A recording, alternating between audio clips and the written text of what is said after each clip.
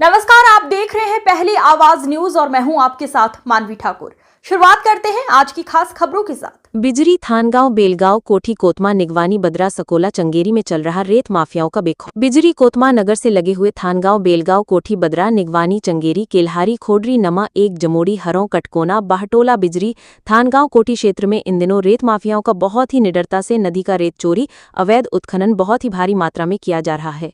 कोठी थानगांव है जो नदी से लगे हुए हैं, इन्हीं जगहों से माफियाओं द्वारा सबसे ज्यादा उत्खनन देखने को मिल रहा है। रेत माफियाओं का काम ऐसा है कि रात 9 बजे से सुबह 8 बजे तक ये रेत की चोरी का काम करते हैं, जिस कारण से ग्रामीण क्षेत्र की गांव की कच्ची सड़कों पर ट्रैक्टरों तथा डग्गी से रात भर इन वाहनों को दौड़ाते हैं, जिस कारण रात में ट्रैक्टरों की आवाज बहुत ही तेज गड़गड़ाहट की निकलती है, जिससे ग्रामीणवासी बहुत ही परेशान हो जाते हैं। आखिर रेत माफियाओं को किसका मिला है संरक्षण? रेत माफिया जिस तरह से रेत का चोरी करते हैं, ऐसा लग रहा है उन्हें शासन प्रशासन पुलिस का डर ही नहीं, जिस कारण बेखौफ होकर रहे हैं चोरी, जिस कारण इनमें आपस में ही विवाद के मामले भी देखने को मिल रहा है। ग्राहकों को सस्ता रेत गिराने की होड़ में भारी प्रतिस्पर्धा देखने को माफियाओं में मिल रहा है। चाहे कुछ भी हो, देश की प्राकृतिक संसाधनों का इस प्रकार उपयोग से कहीं न कहीं देश की राजस्व का ही नुकसान है। जी, आपका और हमारा भी नुकसान हो रहा है।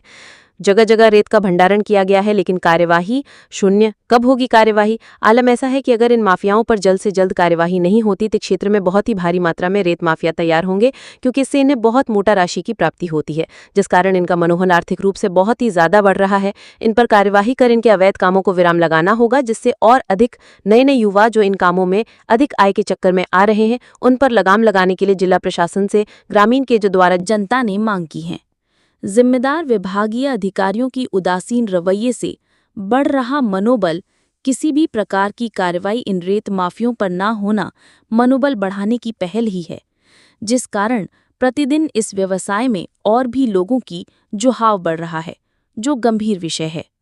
अगर इन रेत माफियों की संपत्ति की जांच किया जाए तो शासन प्रशासन को काफी फायदा मिलेगा और अवैध रेत माफियों को एक डर बना रहेगा, जिससे लगातार बढ़ते रेत माफियों पर भी अंकुश लग जाएगा। कंबाई नदी को अपने बपौती बनाकर लगातार अच्छा खासा अवैध कमाई करके बड़े बड़े वाहन का मालिक बन बैठे ऐसे रेत माफिया को जल्द से जल्द पूरी संपत्ति की जांच कर उचित कार्रवाई करने की जरूरत।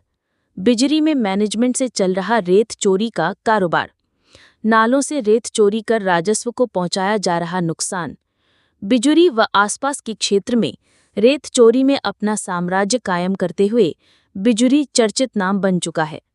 अपने रेत चोरी में पुलिस व वन विभाग को शामिल कर बिजरी में बह रहे नाले से रेत चोरी करवाकर अपनी हवेली तानते हुए राजस्व को नुकसान पहुंचा रहा है। सूत्र बताते हैं कि पुलिस और वन विभाग से सेटिंग होने की वजह से ये रेत चोर दिन के उजाले में भी बेखौफ नालों में दर्जनों ट्रैक्टरों लगाकर रेत चोरी सीना तान करता है।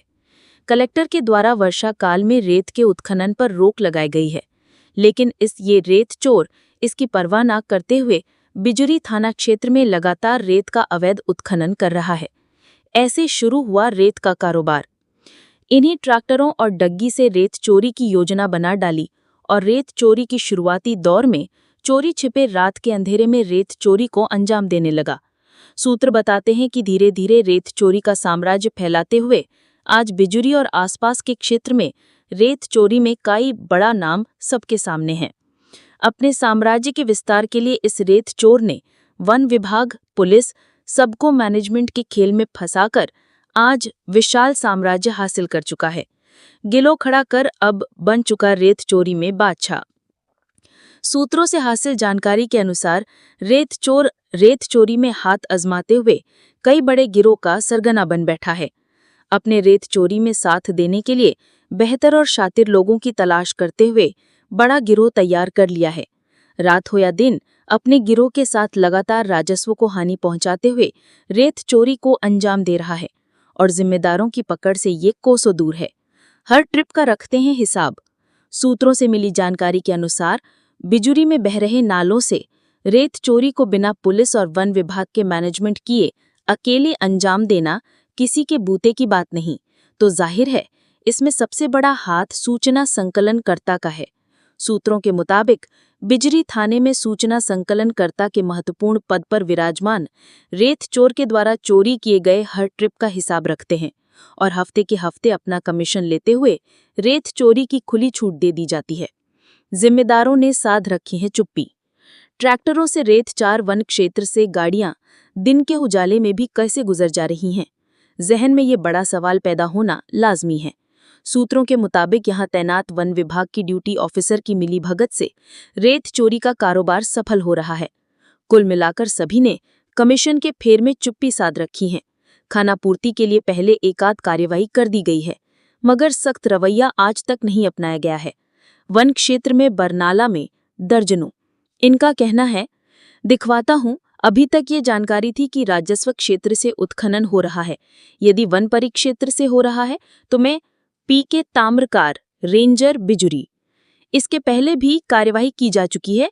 अगर फिर रेत चोरी को अंजाम दिया जा रहा है तो टीम गठित कर कार्यवाही के निर्देश देती हूं। आशा लता वैद्य, उप संचालक खनिज विभाग। खबरों का सिलसिला लगातार जारी है, आप देखते रहिए पहली आवाज न्यूज।